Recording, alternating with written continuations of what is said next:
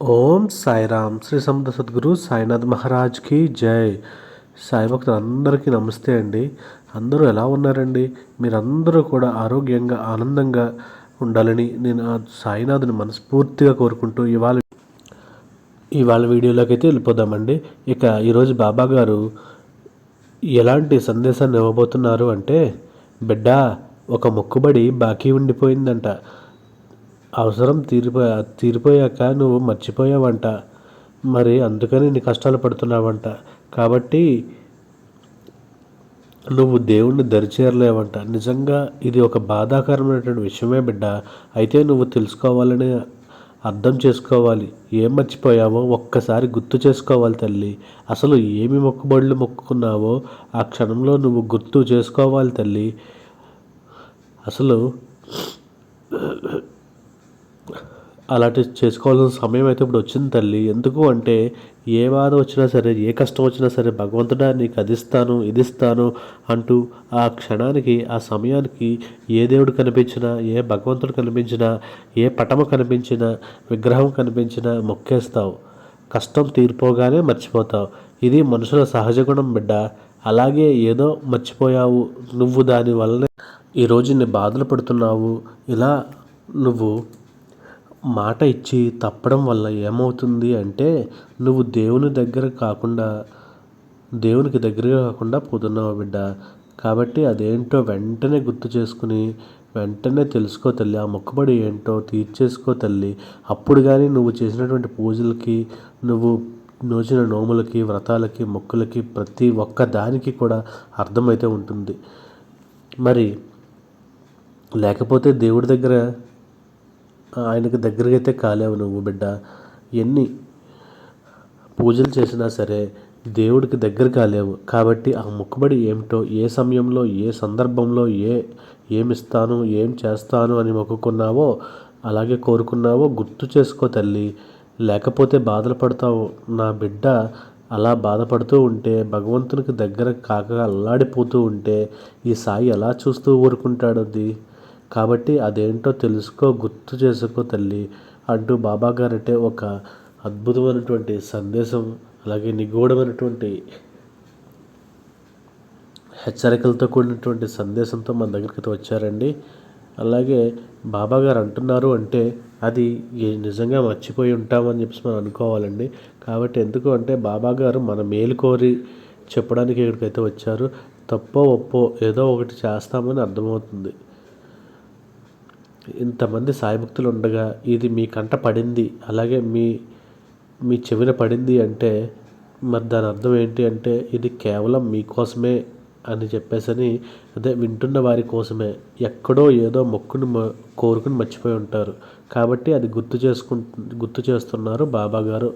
ఇప్పుడు బాబాగారు గుర్తు చేసినప్పుడు మనం కనుక అది గుర్తు తెచ్చుకుని మనం ఏం చేయాల్సినటువంటి కార్యాన్ని చేయాల్సిన సమయానికి చేసేసాము అంటే జీవితం అద్భుతంగా ఉంటుంది. మనల్ని ఒక మంచి జీవితంలో, ఆనందకరమైన జీవితంలో, చింతలు లేనటువంటి జీవితంలోకి చూడాలన్నదే బాబాగారి కోరిక.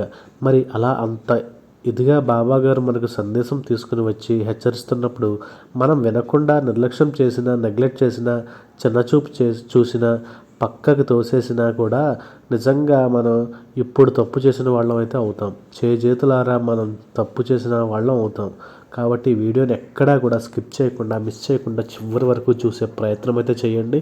అలాగే బాబాగారి కోసం ఒక చిన్న లైక్ అయితే చేయండి. మీరు ఫస్ట్ టైం మా యొక్క ఛానల్ని చూస్తున్నారు అంటే ప్లీజ్ సబ్స్క్రైబ్ అయితే చేసుకోండి. నాకు సపోర్ట్ అయితే అందివ్వండి. ఇక బాబాగారి సందేశం విషయానికి వస్తే, బిడ్డ, నిజంగా మాట ఇచ్చి తప్పడం అంటే ఎంత తప్పో తెలుసా తల్లి. ఇంకొకసారి నీ మాట మీద నీ మీద కానీ నమ్మకం ఉంటుందా? ఉండదు కదా. మరి ఒక్కసారి ఆలోచించు. నీకు ఎవరైనా సరే ఏదైనా ఇస్తాను, ఈ సమయానికి ఈ పని చేసి పెడతాను, నేను ఫలానా సమయానికి వస్తాను, ఫలానా సమయానికి నువ్వు కోరిన సహాయాన్ని అందిస్తాను అని ఎన్నోసార్లు మాటిస్తారు. మరి వాళ్ళ తర్వాత కానీ ఆ యొక్క మాటను పట్టించుకోకపోతే వాళ్ళకి ఏదో కష్టం వస్తుంది. అప్పుడు నిన్ను బతిమాలుకుంటారు, అది కావాలి, ఇది కావాలి అని. అంత ప్రాధేయపడతారు. అవసరం తీరిపోగానే మళ్ళీ నేను పలకరించరు. నీ వైపు అయితే అస్సలు చూడరు. అలాంటప్పుడు నీ మనసుకి ఏమనిపిస్తుంది బిడ్డ? బాధ అనిపించదా మరి? దాన్ని ఇచ్చిన మాట తప్పడం అంటారు కదా మరి. మరి అలాంటిదే కదా మరి ఇప్పుడు నువ్వు కూడా చేస్తున్నావు తల్లి. అది నువ్వు భగవంతుడి పట్ల చేసావు. నీకు మనుషులు చేస్తే నువ్వు భగవంతుడికే చేస్తావు. ఏదో ఏదో చేస్తాను,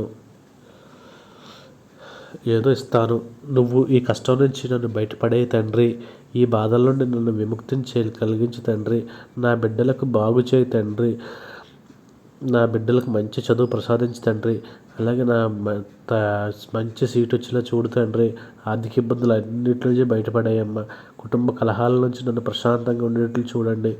అలాగే ఇంట్లో బయట ప్రశాంతత లేదు, సంపాదన రావట్లేదు, నాకు జనాల వల్ల, శత్రువుల వల్ల చాలా బాధగా ఉంటుంది, లేదా అనారోగ్య సమస్యలు చాలా ఇబ్బందిగా ఉన్నాయి. వీటన్నింటి నుండి నన్ను బయటపడవేస్తే నీకు ఇది ఇస్తాను, అది చేస్తాను అని మొక్కుబడి తీర్చేసుకుంటాను, ఈ మొక్కుబడులు చెల్లించుకుంటాను అని అవసరం వచ్చినప్పుడు, పీకల మీద వచ్చినప్పుడు, ప్రాణం మీదకి వచ్చినప్పుడు బాధల్లో ఉంటావు. అప్పుడు నీకు ఏ దారి లేదు అన్నప్పుడు ఇలాంటి మొక్కులైతే మొక్కుంటావు. తర్వాత తీరా ఆ యొక్క పని పూర్తయ్యాక నువ్వు మొక్కులైతే మర్చిపోతావు తల్లి. మరి ఇలా చేయడం వల్ల నీ ఎలువెల్పు, నీ కులదేవత ఎవరికైనా కానీ ఆ సమయంలో నువ్వు ఏ దేవతని, ఏ భగవంతుని పూజించి ఆరాధించి కొలుస్తూ ఉంటావో వారిని ఆశ్రయిస్తావు, వారిని బతిమాలుకుంటావు, ప్రాధేయపడతావు, కన్నీళ్లు పెట్టుకుంటావు, మొరపెట్టుకుంటావు. ఈ గండం నుంచి నన్ను గట్టెక్కిస్తే చాలు, నీకు నేను ఏదో ఒకటి చేస్తాను అని కదా బిడ్డ. ఆ తర్వాత అది తీరిపోగానే, ఆ కష్టం తీరిపోగానే, ఆ బాధ తీరిపోగానే, నీ మనసుకు కొంచెం ప్రశాంతత రాగానే మొక్కుబడి మాట గాలిలో కలిపేస్తావు, మర్చిపోతావు. ఎందుకు అంటే ఇప్పుడు నీకు ఆ బాధ అయితే లేదు కదా, మరి ఏ కష్టం లేదు కాబట్టి ఆ కష్టాన్ని నువ్వు మర్చిపోతావు. కాబట్టి ఆ కష్టాల్లో వాగ్దానం చేసినటువంటి దేవుడికి ఇచ్చిన మాట నువ్వు మర్చిపోతావు. మరి బిడ్డ అదే తప్పు కదా. ఇది ఆడిన మాట తప్పడం అంటారు కదా. మరి ఇది ఎవరైనా సరే రేపటి రోజున నీ మాటను నమ్ముతారా? మరి రేపు ఇంకొక రోజు నీకు పెద్ద సమస్య వస్తుంది, పెద్ద బాధే వస్తుంది. ఆ రోజు నువ్వు భగవంతుడిని మళ్ళీ ఇదే కోరిక కోరుతావు. భగవంతుడా, నన్ను ఈ కష్టం నుంచి పడాయి, ఈ గండం నుంచి బయటపడేసాయి, నీకు అది చేస్తాను, ఇది చేస్తాను, ఏదో మొక్కు చెల్లించుకుంటాను, తీర్చుకుంటాను అని. అప్పుడు ఏమనిపిస్తుంది? అప్పుడు ఏమంటావు నువ్వు? ముందు మాటిచ్చి మర్చిపోయావు. బాధలో ఉంటే నేను గుర్తొస్తాను, బాధ తీరిపోయాక కొంచెం సంతోషం ఉంటే నేను అసలు గుర్తురాను అని కాసింత బాధ అనిపిస్తుంది కదా. ఆలోచించావా తల్లి? ఇక్కడ భగవంతుడికి కోపం అంటే నీ మీద సాధించాలనో, లేదంటే నేను ఏదో చెయ్యాలనో, మళ్ళీ కష్టాల్లో పడవేయాలనో, నువ్వు మొక్కుబడి పంచిపోయినందుకు మరొక కష్టం నీకు ఇవ్వాలనో భగవంతుడికి మనసులో కూడా ఉండదు తల్లి. ఎలా అంటే ఇక్కడ తల్లి బిడ్డ, తండ్రి బిడ్డల బంధంలాగా నీకు ఏమైనా సరే అవసరం వచ్చినప్పుడు నీ తండ్రిని కానీ, నీ అమ్మని కానీ ఎలా పదే పదే వెళ్తావు, సతాయిస్తావు, కన్నీళ్ళు పెట్టుకుంటావు, ఏడుస్తావు, గోల చేస్తావు. నీకు కావాల్సింది నీకు వాళ్ళు ఇచ్చేదాకా వాళ్ళని వదిలిపెట్టకుండా, ఆ తర్వాత మాత్రం వాళ్ళు ఇచ్చాక నీకు నీ సమస్య అంతా తీరిపోయాక అమ్మ నాన్న ఎక్కడున్నారని కూడా నువ్వు మర్చిపోతావు. అప్పుడు నీకు అనిపిస్తుంది కదా, మరి ఎక్కడున్నారని కాసేపు మర్చిపోతావు. మరి బతిమాలుకోవు, దగ్గరికైతే వెళ్ళవు, ముద్దు చేయవు, గోవు చేయవు. అయితే అప్పుడు అమ్మ కానీ నాన్న కానీ ఏం చేస్తారు? నీకు అప్పుడు అవసరం ఉందని కదా, అవసరంలో ఇంతగా నా దగ్గరికి వచ్చి వేడుకున్నావు, ఏడ్చేసావు, బతిమాలుకున్నావు, బొంగమూతైతే పెట్టుకున్నావు. మరి అవసరం తీరిపోగానే కనీసం నా వైపైనా చూస్తున్నావా, నా దగ్గరికైనా వచ్చుతున్నావా అంటూ అమ్మ కానీ నాన్న కానీ చిరుకోపం అయితే చూపిస్తారు. మరి మన మీద చిరు అలకైతే చూపిస్తారు కదా, మరి చిరు మందలింపు చూపిస్తారు. అలాగే ఇది కూడా అంతే తల్లి. నీ మీద కక్ష సాధింపు చర్య అంటే అస్సలు కాదు. ఇక్కడ ఏంటి అంటే భగవంతుడు దీనివల్ల నీకు ఏం పాఠం నేర్పుతున్నాడు అంటే ఇచ్చిన మాటకి కట్టుబడికి నేర్చుకోవాలి అని నేర్పిస్తున్నారు. ఎవరికైనా సరే ఏదైనా సరే ఒకటి ఇచ్చేస్తాము అంటే అది ఏదైనా సరే ఆ మాటను నిలబెట్టుకోవాలి, ఆ మాట చేసేయాలి. ఇక ఒక పాఠం నీకు నేర్పిస్తాడు, ఇలాంటి పాఠాన్ని నాకు నేర్పిస్తాడు. అలాగే బిడ్డ, క్రమశిక్షణ అనేది నేర్పిస్తాడు. ఎప్పుడు కూడా నిర్లక్ష్యం వద్దు. అవసరం ఉన్నప్పుడు ఒకలాగా, అవసరం తీరిపోయాక మరొకలాగా ఉండకూడదు. ఎప్పుడూ కూడా ఒకలాగానే ఉండాలి అనేది కూడా నేర్పిస్తాడు. ఎందుకంటే ఇది స్వార్థం అవుతుంది కాబట్టి. మరి నీకు అవసరం ఉన్నప్పుడు, బాధ ఉన్నప్పుడు, కష్టం ఉన్నప్పుడు నువ్వు పదే పదే వారిని పలకరించడం, మాట్లాడడం, నవ్వడం, ఏదైనా సరే కావాలా అని అనడం, లేదా నేను ఇది చేస్తాను, అది చేస్తాను అనడం, ఆ తర్వాత అన్నీ తీర్చకుండా వదిలేయడం, నీ అవసరం తీరిపోగానే పట్టించుకోకుండా వదిలేయడం, ఇది స్వార్థం అవుతుంది కదా బిడ్డ. ఇది మనుషుల పట్లైనా, భగవంతుడి పట్లైనా, దేవుడి పట్లైనా, దేవతల పట్లైనా, నీ సాయి పట్లైనా సరే ఈ స్వార్థం మనిషికి ఉండకూడదు తల్లి అనే భగవంతుడైనా సరే, నీ బాబా అయినా సరే ఇలాంటి చిన్న చిరుకోపం, మందలింపు లేకపోతే ఇంకా ఏదైనా సరే అంతే. నీ మీద కక్ష సాధించాలనో లేదా మరొకటో కాదు తల్లి. కాబట్టి ఎప్పటికీ మించిపోయిందైతే లేదు. గుర్తు చేసుకో తల్లి. పిల్లల ఆరోగ్యం బాగాలేనప్పుడో లేదా నలతగా ఉన్నప్పుడు, లేదంటే ఏదైనా పెద్ద సమస్య వచ్చి నీ మీద పడినప్పుడు, అలాగే ఏదైనా పెద్దగా డబ్బులు రావాల్సి ఉన్నప్పుడు, ఎవరైనా సరే అప్పుల వాళ్ళు సతాయించినప్పుడు, భార్యాభర్తల మధ్య సఖ్యత లేక, నీ భర్త లేదంటే నీ భార్య నిన్ను సరిగ్గా చూసుకోనప్పుడు, లేదా ఎక్కడికైనా సరే ప్రయాణంలో వెళ్తున్నప్పుడు అక్కడ ఏదో ఒక జరగబోతుంటే గబుక్కున ముక్కేసుకుని చూస్తాం కదా. మరి ఒక మొక్కావంటే మరి బిడ్డ ఇది ఒకటి కాదు, రెండు కాదు, చాలా జీవితం సంబంధించినవి తల్లి. ఇలా మొక్కేసి మర్చిపోతున్నావు, గుర్తు చేసుకో అంటూ మర్చిపోవడం, ఆడిన మాట తప్పడం. కానీ మరీ భక్తుల దగ్గర, బిడ్డల దగ్గర ఏదో తీసుకోవాలి అన్న దురాశ అయితే భగవంతుడికైతే ఉండదు తల్లి. మరి అది లేనప్పుడు ఎందుకు బాబా ఇలా చేయడం, ఎందుకు ఆశించడం? ఒకవేళ మేము మర్చిపోతే క్షమించవచ్చు కదా అనే అనుమానం అయితే నీలో రావచ్చు తల్లి. బిడ్డ, కానీ తల్లిదండ్రికి కూడా బిడ్డలు ఏదైనా సరే ఇస్తాము అంటే మురిపంగా, ముద్దుగా ఏదైనా సరే తీసుకోవాలని ఆశపడతారు. ఆ తల్లి భగవంతుడు కదా. మరి అయితే నా బిడ్డల దగ్గర నేను ముద్దుగా, మురిపంగా ఏదో ఒకటి తీసుకోవాలి అని ఆశపడడం అంతకు మించి మీరిచ్చేది ఆశించింది కాదు కదా. మరి నీకు ఏదైనా సరే కష్టం రాగానే వెంటనే దేవుడికి, భగవంతుడికి, నీ సాయికి మొక్కేస్తూ ఉంటావు. ఇంకా కొంతమంది బిడ్డలైతే కోరిక తీర్చు బాబా అని ప్రార్థన చేస్తూ ఉంటారు. సకల దేవుళ్ళను ప్రార్థన చేస్తూ ఉంటారు. కొంతమందికి కొబ్బరికాయ కొడతామని, అన్నదానాలు చేస్తామని, దేవాలయాలకు వస్తామని, హుండీలో డబ్బులు వేస్తానని, మరికొందరైతే ఇంకా ఏదో చేసి మొక్కులైతే చెల్లించుకుంటామని, గుండు చేయించుకుంటానని, ఇలా ఒకటి కాదు, రెండు కాదు, ఉపవాసాలు ఉంటాయని, ఆ కష్టం తీరిన వెంటనే ఉపవాసం ఉంటామని, కష్టం తీరిన వెంటనే అందరూ అన్ని మొక్కులు మర్చిపోతారు కదా. మరి భగవంతుడికి మొక్కినటువంటి మొక్కులను చెల్లించకుండా మర్చిపోతే ఏమైనా జరుగుతుందా బాబా అనే అనుమానం అయితే కూడా ఈ సమయంలో నీకు ఉంది కదా బిడ్డ. అయితే ఏదైనా సరే కష్టం వచ్చినప్పుడు ఆ కష్టం నుంచి వెంటనే బయటపడాలి అంటే భగవంతుని వేడుకోవాలి.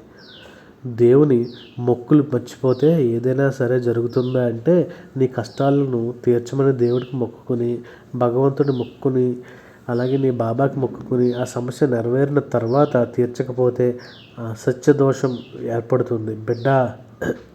మాట తప్పిన దానివి అవుతావు. అసత్యదోషం ఏర్పడుతుంది కాబట్టి అబద్ధం చెప్పిన దానివి అవుతావు. అలాగే పరమశక్తి స్వరూపమైనటువంటి భగవంతునికి విషయంలో మాట ఇచ్చి నిలబెట్టుకోకపోతే మాట తప్పిన దాన్ని అవుతావు.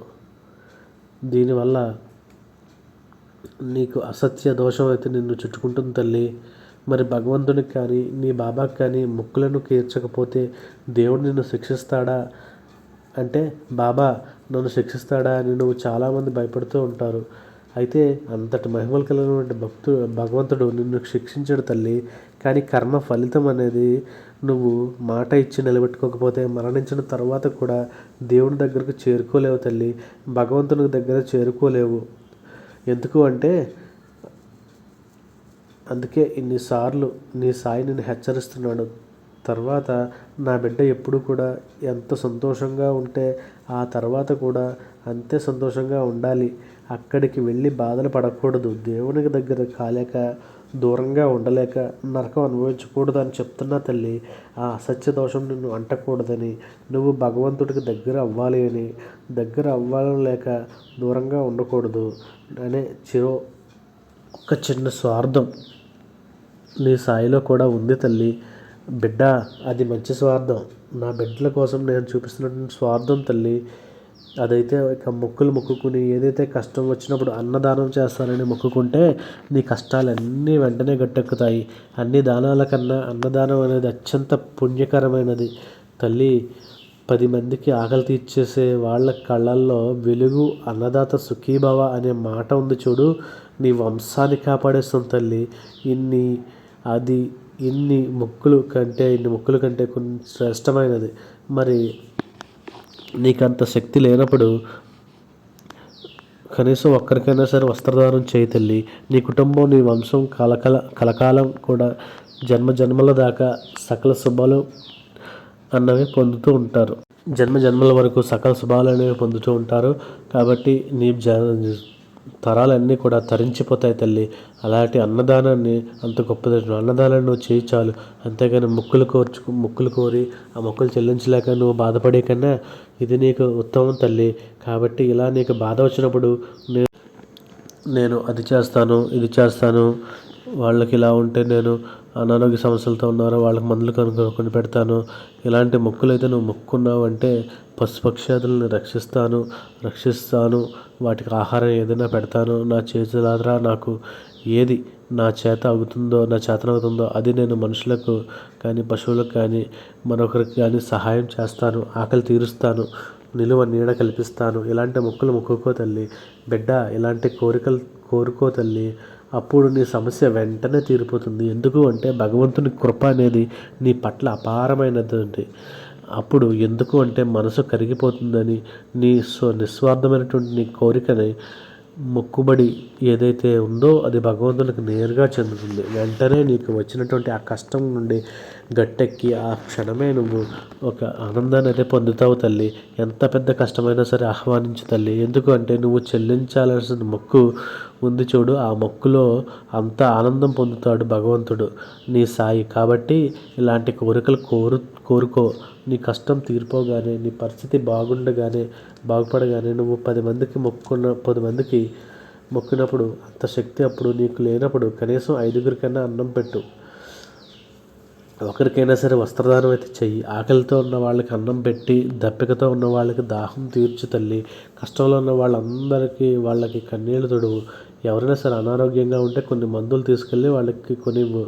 అలాగే వాళ్ళకి ఏదో నీకు తోచింది చేస్తే నీకు పుణ్యమన్న నీకు పుణ్యం జరిగి నీ యొక్క వంశాన్ని అందరినీ కూడా కాపాడుతుంది బిడ్డ.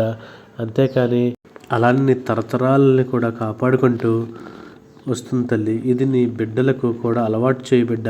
అంతేకాని నేను ఏదో చేసేస్తాను, అది చేస్తాను, ఇది చేస్తాను, ఇది బలిస్తాను, ఇలాంటి మొక్కులు అయితే మొక్కుకోక తల్లి. ఇక భగవంతుడికి నేను తీరుస్తాను అన్న కోరిక ఏదైతే అదే తీర్చిపోతే మొక్కుబడులు చెల్లించకపోతే అసత్య దోషం అనేది నేను వెంటాడుతుంది. కాబట్టి ఎప్పుడూ కూడా మర్చిపోక తల్లి. భగవంతుడు నాకు అది కావాలి, ఇది కావాలని చెప్పి ఎప్పుడూ కోరుకోడు. బిడ్డలను ఎప్పుడూ రక్షిస్తాడు, అంతేగాని బాధపెట్టడు. ఇంకా వేరే శిక్షలు కూడా వేయడు, వేరే కష్టాలు కూడా ఇవ్వడు తల్లి. తనకు నా మొక్కుబడిని మర్చిపోయావు కాబట్టి ఇన్ని కష్టాలు ఇవ్వాలి అని ఎప్పుడూ కూడా అది ఇచ్చి ఆనందపడేవాడు కాదు తల్లి. అంత కసాయివాడైతే కాదు తల్లి నీ భగవంతుడు. అయినా సరే నీ కర్మఫలం అనేది ఒకటి ఉంటుంది. ఆ కర్మఫలం బట్టి నువ్వు ఎదుర్కోవాల్సి వస్తుంది. ఆ కర్మ ముందు భగవంతుడైనా సరే, సాయి అయినా సరే మౌనంగా ఉండక తప్పదు. కాబట్టి జాగ్రత్త. ఎప్పటికైనా సరే నీకు మించిపోయింది అయితే లేదు తల్లి. ఎక్కడ ఎవరికి ఏ సమయంలో ఏ మొక్కుకున్నావో గుర్తు పెట్టుకో తల్లి, గుర్తు చేసుకో. ఒకవేళ నీకు నువ్వు మొక్కిన మొక్కులు గుర్తులు రాకపోతే నేను ఏం కోరుకున్నానో, ఏ సమయంలో కోరుకున్నానో మొక్కుబడులు చేస్తానని మొక్కులు ఆయనకు తెలియవు. ఏమని నియమిస్తానో ఆ మొక్కులు ఎన్నవో నాకు తెలియదు. తండ్రి, నన్ను క్షమించు. ఆకలితో ఉన్న ఒక 5 మందికి నేనైతే అన్నదానం చేస్తాను. నా మీద ఉన్నటువంటి ఆ దోషం పోగొట్టుకుని నా బిడ్డలకు మంచి చెయ్యి అని ఒక్కసారిగా భగవంతునికి నీ యొక్క కోరికనైతే నువ్వు చెప్పు తల్లి. చెప్తే చాలు.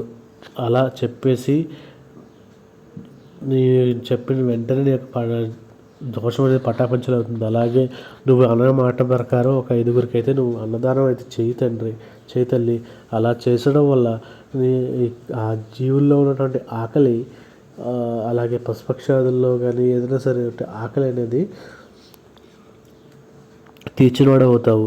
కాబట్టి సాయి ఎప్పుడు నివసిస్తాడో ఇంటి ముందు గుమ్మం ముందుకు వచ్చినటువంటి ఒక బాబా కానీ, ఒక సన్యాసి కానీ, ఒక ఆకలితో ఉన్నవారు కానీ, లేదా ఒక పశువు రూపంలో ఉన్నటువంటి పశుపక్షాల రూపంలో ఉన్న కానీ, జంతువుల రూపంలో ఉన్నా కానీ ఆకలితో నీ ఇంటి ముందుకు వస్తే వీటిలో నేను ఉంటాను తల్లి.